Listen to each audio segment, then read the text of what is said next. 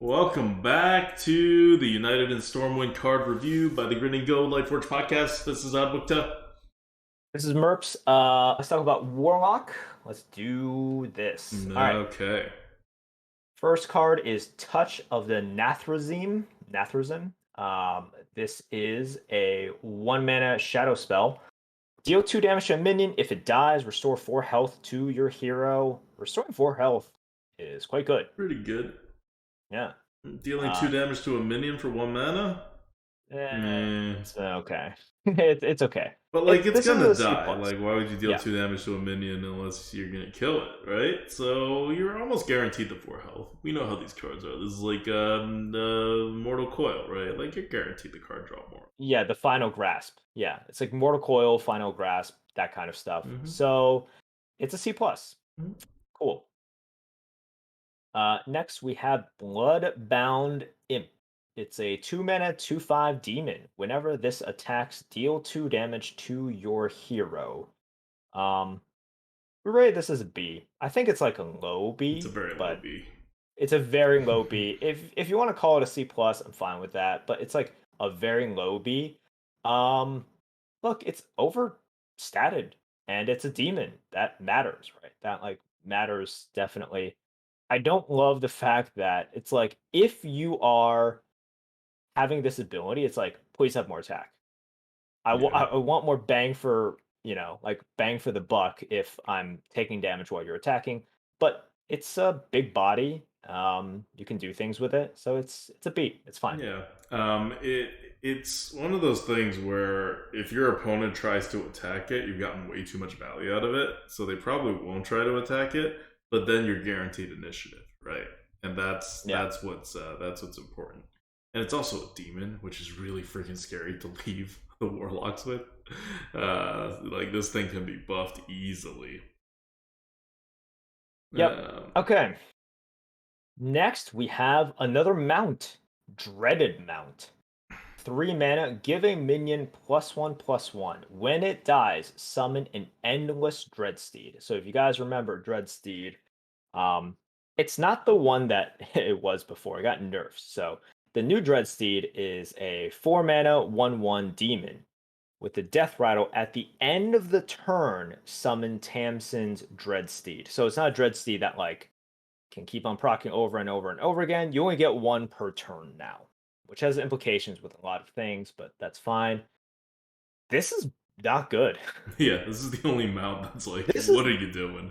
The mount that you look at and you're like, that's it? That's all I get? And look, I understand. Afterwards, you get a 1/1 that you can keep on using, and yeah, it's a demon as well.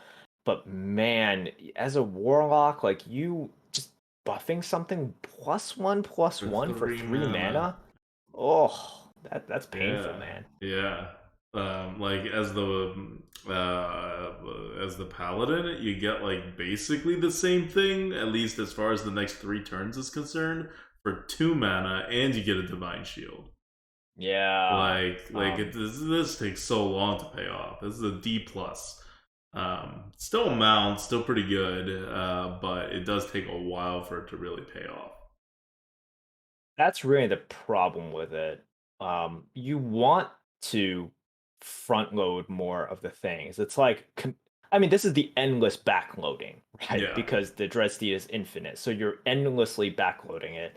And if you can guarantee that the game goes on for like 12 more turns, wow, that's such good value. That's amazing.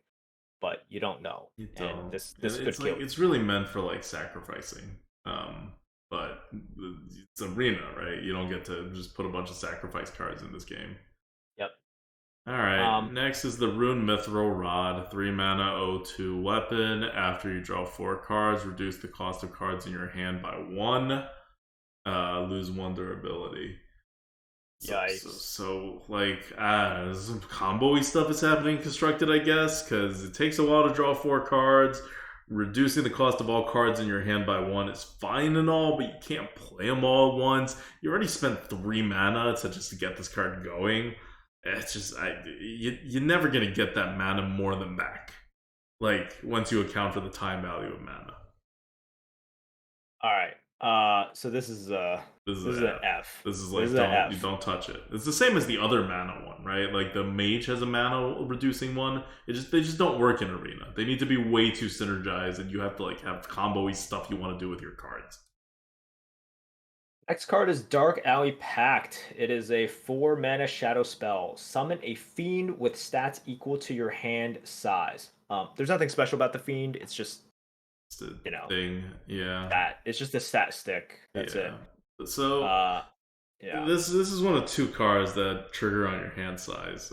That's coming in this expansion. And what I like about this card is what you can do. Like, let's say you're player 1, you just hero power on turn 2, and then on turn 4 you get a 4-mana 6/6, which more than makes up for your lack of a 2-drop. Because then, like we said before, like when we're talking about the dormant 2-drops, if you don't play a 2-drop, your 3-drop eats the other 2-drop and then does something else. It's like kind of a really good play to not play a 2-drop these days because of how much better 3-drops are than 2-drops. But you generally need to like not waste your mana on turn 2, right?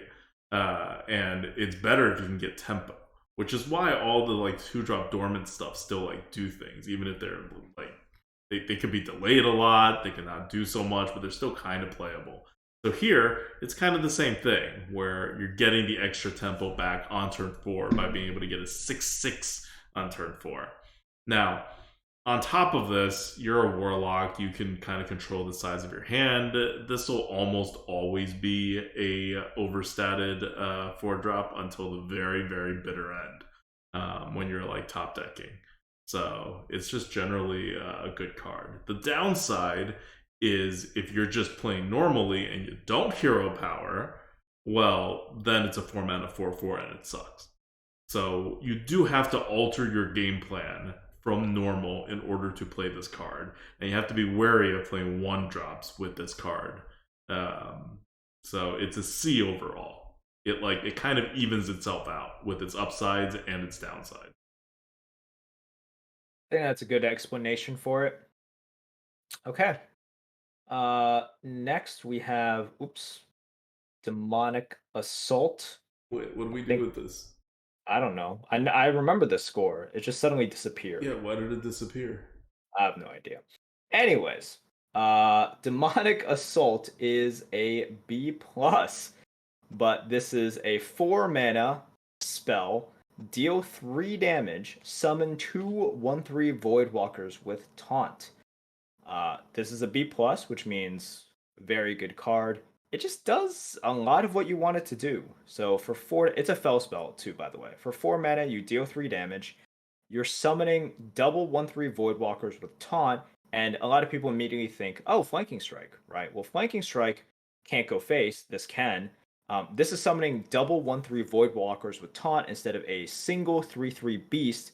What's better most of the time? The Voidwalkers. Like, way by better. far. Like, way better, way better. So this could go face. The Voidwalkers are better. The Voidwalkers have Taunt. The Voidwalkers are demons. It just adds up such that it's like, if you thought Flanking Strike was a good card, and it is, it still is, right? But this is better. This is like real good. So B+.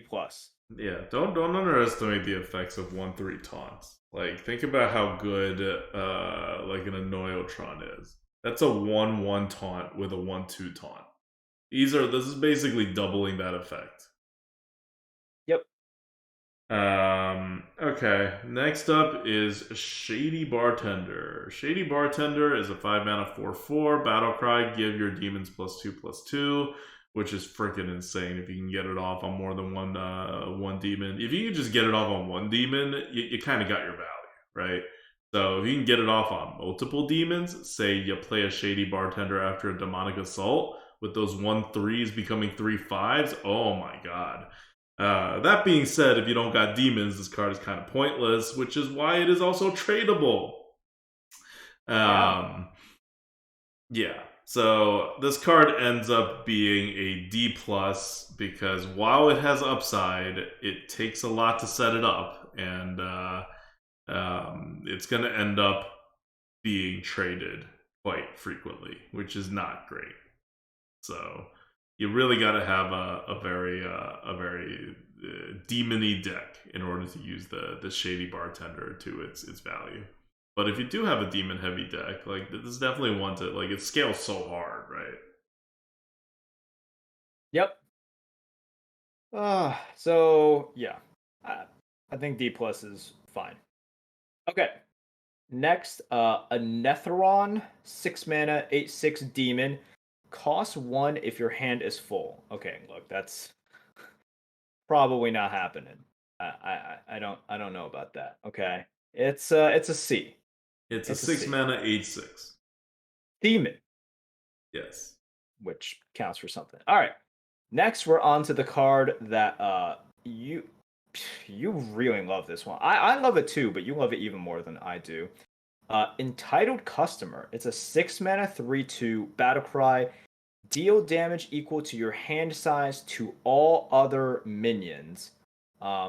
So Okay. yeah, you So can take it away. your hand size is typically like what, like not including this card, maybe like 4 cards. Playing in the modern era, maybe 5 cards. So it's pretty good, right? 6 mana, deal 5 damage to everything, deal 4 damage to everything, while putting a 3/2 on the board. But what do you normally want to do right before you blow everything up? You want to like spend a turn like kind of baiting your opponent while doing other stuff with your mana, right? You just kind of want to have a slow turn. So for Warlocks, a slow turn usually means hero power, which gets you another card, or playing other cards that you happen to have that draw you other cards, right? That's like just what you would normally do. So this plays so well into it, so that you're getting these like ridiculously large blow up the entire board turns with just 6 mana. And the next turn, before playing it, you can hero power 2 to get an extra damage if you need to, because you're probably not playing this on turn 6. You're probably playing it on turn, like, you know, on the later turns. So not only is this almost a Twisting Nether for 6 mana, but you get a free 3/2 on the board afterwards. Like this is crazy, crazy, crazy good. Even for Warlocks that have these ridiculous board clears, this is one of the best that Warlocks have ever gotten. And so it's a A plus. Like this is almost S tier. Once again, tonight, the only cards that have gotten A plus, because we have no actual S tier. It's Cornelius Rome and also Ramming Mount. And then now this. These are this is just a like the Twisting Nether is fine at 8 mana, right? This is not quite Twisting Nether levels of power in terms of raw power, but it gets very close. You're going to be dealing 6, 7 damage with this card after you set it up. Maybe even 8 damage. Like you might not kill absolutely everything, but it's going to take very special cards to not be killed by this. And then you get a 3/2 on top of it. And you get an extra card because you've hero powered before using it. Like this is it's silly. Yep. That's it. Like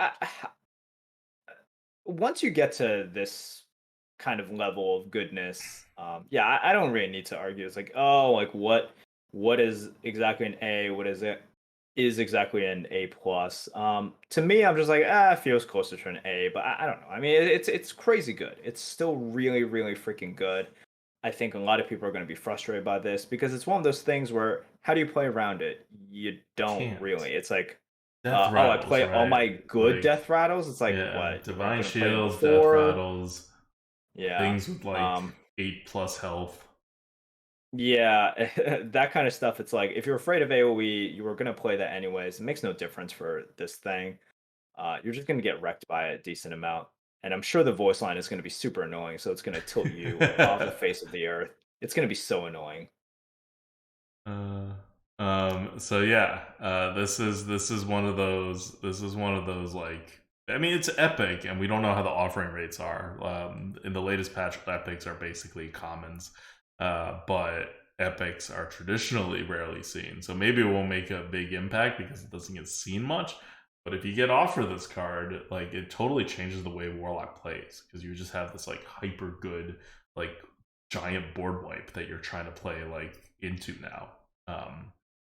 Whereas, because remember, you're in a meta where everybody's trying to get the board, everyone's trying to do whatever, and you're Warlock, so you have a lot of board blowing up kind of like spells to begin with. So you can get everybody to play on the board like they normally do, let them all tempo out, then keep blowing them up, keep taunting up and healing yourself, and then they'll run out of cards and you won't, right? Because we're in a meta without Skullman, so they will run out of cards and then you will win. That is one way to do it, and Warlocks are very well set up to do that. And Warlocks are also well set up to just compete in the tempo world, because Warlocks have a lot of one drops and some pretty good tempo cards, and they can draft very low curve because then they can hero power at any time to like extend their game in a way that other classes can't. So there's like Warlocks may not be the absolute best class for this type of meta that we're stepping into, especially because they use their health, which is kind of risky when you have Battlegrounds, battle whatever guard person in stepping in to the arena, but they're very flexible in how they deal with the problem. So which side of the Warlock like archetype wins is going to be determined a lot on what offering rates Blizzard gives the Warlock cards, and this is going to be a key card. So look at its offering rate. If it gets offered a lot, you may want to get some like healing, get some taunts, and try to play for the late game, and just try to like wipe out your opponent's cards. Yep. Okay, cool. That is it for Warlock. They got some decent stuff. I think they got enough to work with. And one of the things with Warlocks is they've always been able to capitalize on a good neutral package. Like if there's a good neutral package, because then they're just like, okay, we'll use our class spells or our class cards to remove, and then we just get like tons of value, right? So like with them, it's like, you know, everyone can take advantage of Fungalmancer, but Warlocks, if built in a certain way, can like take more advantage of something like a Fungalmancer, right? And these like good snowball and neutral cards and whatever. And then they're like, okay, we can make better use of this, and we can rely on our hero power, we can rely on our class removals, and then for the meat, it's like, okay, neutrals, and that's always been a good area of strength for Warlocks, like that they don't necessarily need. It's like, oh, our I don't need my minions to be really, really freaking good. I can just have like neutrals be pretty good. Yep, that's Warlocks. All right, we're gonna wrap this up. Final video coming up with Warrior. Until then, see you guys. Bye.